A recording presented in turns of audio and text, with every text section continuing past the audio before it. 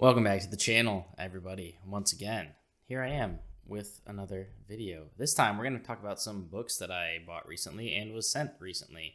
So let's do a book haul. And first up is from S.J. Saunders, a self-pub author who has previously sent me 5 books of his Future's Birth series. He then sent me books 6 and 7, and I believe the series is continuing for at least another couple of books.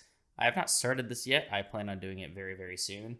What I found super interesting is the first 5 are relatively small. And as you can see, 6 and 7 beef up real quick. So it's sort of like Dresden, where as soon as you hit a certain part of the series, they just ramp up in size and become a full-blown big epic fantasy. And that's what we got going on here. For the first book, which is Nest of Intrigue, which is just a great title. I actually love a lot of these titles. Isles of Storms, Keep of Shadows, Citadel of Harmony. They've got some great titles going on. Definitely looking forward to this one a lot. The scripture for the first book is to get you started in this series if you are interested. When a small town on the edge of the continent is ready to break under the weight of its greed, mistrust, and prejudice, 3 untested strangers are brought together to combat the coming darkness. One is only searching for clarity beyond her forest home. Another wants nothing more than solitude to study the truth behind her painful past. And the third is simply doing his best to appear human. But if the town of Dragon's Nest is to survive, all 3 will need to set aside their doubts and uncover the dark secrets beneath the stony streets, as well as the above. The path to a world's future begins here. Not really sure what to expect out of this, other than it is going to be epic fantasy, clearly multi-POV, and the first couple of books are going to be relatively short, and then they ramp up in size and scope.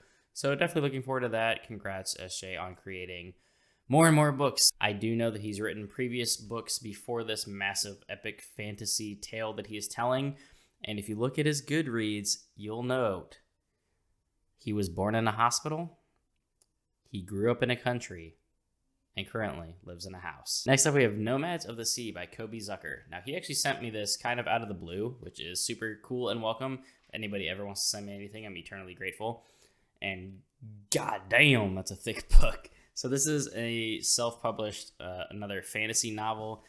And man, it is just truly ambitious that some of y'all write these thick-ass books when you're self-publishing. It's gotta be spooky and scary to do that, and my hat's off to you. I'm not wearing a hat, but figuratively, here's my hat, because I can't write for shit, and I couldn't imagine what it takes to do so. He actually sent me this and says it's a multi-POV adult epic fantasy. He really sucks at providing comps, but it's stylistically similar to Abercrombie's First Law books, he thinks. Says even though it's self-pub, I can't expect it to be rather polished, as it has gone through professional multi-round editing, which is good because I've read some self-pub books before where they didn't feel like they needed any editing whatsoever, and it doesn't end well. So awesome. Definitely looking forward to checking this out eventually. I keep saying this. I'm terrible at getting around to some of these because they're so gigantic and time just gets away from me. I'm like in the middle of a bunch of series that I keep telling myself I'm going to finish, and then I just forget. So I will read it. It will join my next to Harry Potter here. I should just not block the shelf. You probably can't even see it very well. Right next to Harry Potter are all of my self-pub books that I've been sent and or purchased. So yeah, it'll go right there, and I will read these. It's going to take a minute, okay? Next up, because you can never have enough cock. So this is going to be the Elric Saga Volume 1 with a foreword by Neil Gaiman. I saw this edition at Barnes & Noble, and it looked super awesome, and I couldn't resist. I was like, do I want to read this? I don't know, but I did because it's gorgeous. It's got nice, colorful maps. There's plenty of illustrations throughout. It's high quality printed paper, and I know that although this is sort of older fantasy and it's probably gonna feel a little bit different than modern day fantasy, I'm really interested and curious to see what this looks like, because God, when did this come out initially? I know these are rather old. So, yeah, originally this was 1972. So, some pretty old fantasy. And I'm not too sure what to expect. I don't see a lot of people talking about Elric these days, obviously, because it's probably quaint nowadays compared to a lot of what epic current fantasy looks like. But yeah, I mean, it just looks fantastic. Like, look at it. It's Moorcock. It looks great. So next up is my boy Jimmy's, one of his recent favorites, which is book one of the Dandelion Dynasty series. That's going to be Grace of Kings by Ken Liu. Now, this I did not know was his debut novel, and boy, does it get a lot of praise on YouTube. And what's cool is that it's not pulling from traditional medieval Europe fantasy. This is pulling from Asian history, and whoever this Apple iBooks editor's notes quote comes from is a great sell for the book, which states, this long-awaited debut novel from Hugo Award winner Ken Liu marks a rousing departure from traditional fantasy epics.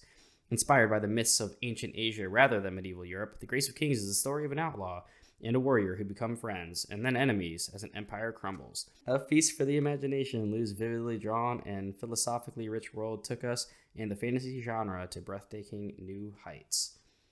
Or you could be like this person that just says, Ken Liu is a genius. Of course, you had to find this one, though. Ken Liu wrote the Wuxia version of Game of Thrones. You gotta stick that George R.R. Martin reference in there, always. So I'm pretty hyped for this one. I believe it's more like historical fiction, historical fantasy. I know it's supposed to be a little bit slower. Jimmy did say that it sort of feels like Fire and Blood in a way, where it's a little bit slower and historical of an approach to the narrative, but we'll see. I'm definitely looking forward to it. There's pronunciation in front of it, a list of major characters, and all sorts of awesome preamble before you get into it. So this is definitely high up on the TBR. Jimmy couldn't speak highly enough of it, and I know that this is a sort of booktube darling at the moment, so I'm looking forward to reading that one, despite this silly fad of snipping the front cover of the books so that you can more easily get to quotes that people say about it. Next up is another recent booktube favorite that I've seen a lot of people hype up, which is The Justice of Kings by Richard Swan. So for those of you playing at home, there is a Google Lens thingamajigger that you could do to this, and it like makes the cover come to life. Sort of like Rage of Dragons when that came out, where like it was all fire breathing and stuff. So this does things with your phone if you have it. So this one is talking about from a major new voice in epic fantasy. So yes, more epic fantasy starts that I've never started.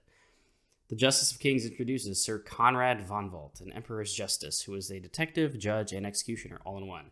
But these are dangerous times to be a justice.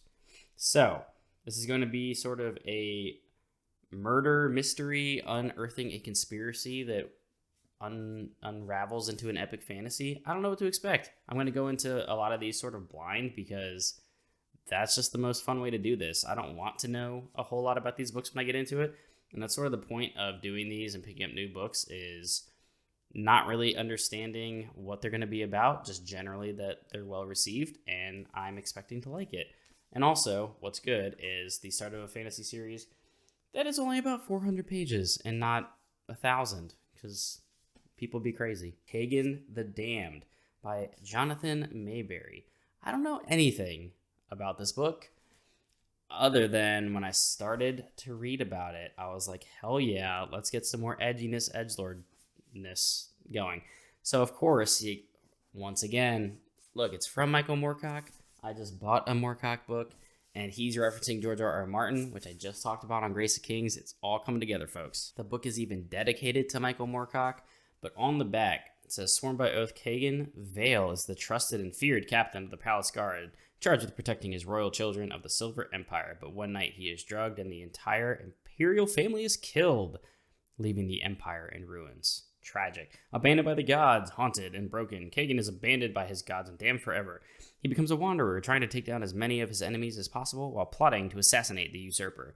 the deadly Witch King of Hakia. Meanwhile, all around him, magic, long banished from the world, returns in strange and terrifying ways. So what's always interesting is so much fantasy these days, and this is probably just a theme throughout fantasy for decades, is there's always magic that has either left the world and is coming back, or magic is dying out. Why is that such a thing? Can we just be like in the thick of it when the magic is just everywhere? Fueled by rage to exact his vengeance, Kagan must venture into strange lands, battle bizarre and terrifying creatures, and gather allies for a suicide mission into the heart of the Witch King's empire.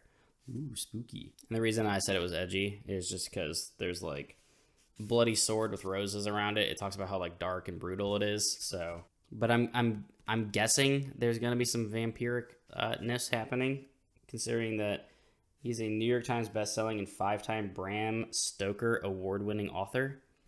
If you're winning awards with Bram Stoker in the title, you're probably writing about a lot of vampires. Okay, and then I got some stuff to open. I don't know what the hell is in these. I don't know if these are from like my Amazon wish list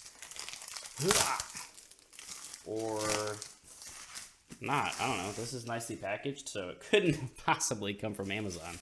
So we have Rise of the Mages, an Age of Ire novel by Scott Drakenford. Now, this is actually Tor published. It's got a Brian Lee Durfee quote on the back. That immediately jumps you up. Kelcade, you know what? As much people shit on Fate of the Fallen, I enjoyed that book. It was fun. I hadn't read anything else by her. But we're talking about Scott Drakeford's book, okay? So this looks very fantasy-ish. So let's see what this is. His epic fantasy debut, Rise of the Mages, combines gripping personal vengeance with compelling characters for an action-packed read. Okay, awesome. So Emrail, our main character, is looking to rescue his brother and must not only embrace his abilities as a warrior, but also his place as the last of the ancient mage kings for the fallen god has returned, and he is hungry. So there's a magic-eating god coming back to life, apparently. Is there a note or anything in here, boys? Who sent me this? Who sent me this? It looks awesome, first of all. I love the artwork. Let's see how it looks without the sleeve. Yep, good there. Is there a note?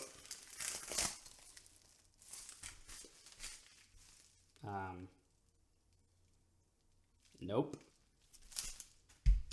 No note. Thanks, whoever sent this to me. And last but not least is from Penguin Random House. Did I order something? What? How goofy would that be if I ordered something and forgot?